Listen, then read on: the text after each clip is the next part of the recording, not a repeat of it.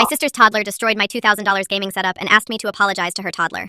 I'm 25 and I'm at my breaking point. I love coding and gaming. My tiny apartment and my custom PC are my safe space. I saved for years and built a rig I care for like it's a baby. Last weekend, my sister called saying her place was being fumigated and she needed to crash for a night. She and her 3-year-old Max showed up and I agreed because she promised she'd keep him out of my office. They arrived. The kid was loud and chaotic. He pulled books off shelves, dumped plants, spilled juice on my rug, and I asked my sister to keep the door closed. She rolled her eyes but shut it anyway. Sunday morning, I woke to screaming. I ran in to find my office trashed. One monitor cracked, crackers jammed in the tower vents, keycaps pulled off the keyboard, marker on my chair, and apple juice poured inside the PC. I went silent. My sister looked at the damage and said, "Oh no," like it was nothing, and told me I should have baby-proofed the room. I lost it. I told her she knew the kid wasn't supposed to be in there and that this was my space, not a daycare. She shrugged that kids will be kids, it's replaceable, and said she couldn't afford to pay. My family piled on me. My mom called me materialistic. My dad said I should have locked the door. My brother mocked my 3 monitors, and I felt alone and attacked for protecting my things. I filed an insurance claim, but it wasn't certain to cover guest damage. I told my sister she needed to pay for repairs and replacements or I'd take legal action. She demanded an apology for blaming her child, and then blocked me when I didn't cave. Later, my brother-in-law reached out. He came over, examined the damage, and even had Max try the closet door. The kid couldn't open it. He took my PC to a repair shop, put our agreement in writing for peace of mind. But it raised questions.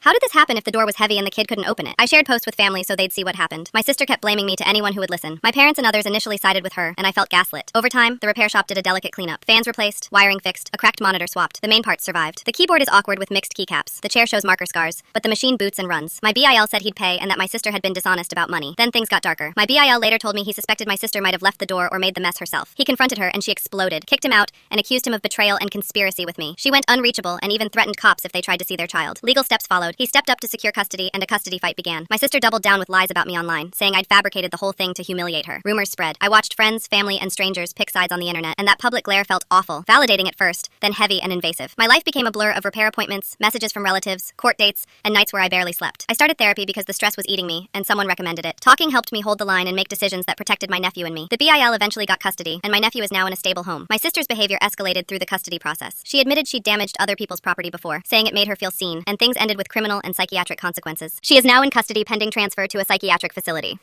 That outcome hurts in ways I didn't expect. I'm relieved my nephew is safe and that the PC works again, but I feel a complicated grief over my sister. I don't know if she always had this in her or if something broke inside her. I'm angry, but I can still feel bad for her. Family relationships are strained. My parents initially defended her, and I felt disowned for a while. Later, they reached out with apologies and tentative attempts to mend things. It's slow and awkward. My brother stuck by me. The internet attention made things worse, and I regret leaving everything public, but I also know the posts helped me get support and made people take the damage seriously. Now I'm focusing on school, work, and helping the BIL where I can. I go to therapy, I game sometimes to decompress, and I keep the apartment calmer. I'm trying to move forward with boundaries. I'll protect my space, look after my nephew, and be careful who I trust with my home. I don't have neat answers. I still don't know if my sister acted out of malice or despair, but I do know this. I stood up for myself when my things and boundaries were ignored, and that choice cost me a lot, but it also kept my nephew safe and brought help to a family that needed it. I'm learning the hard way that boundaries can break families, but also save people. I'll keep holding space for safety, and I'll forgive myself for surviving what I didn't create.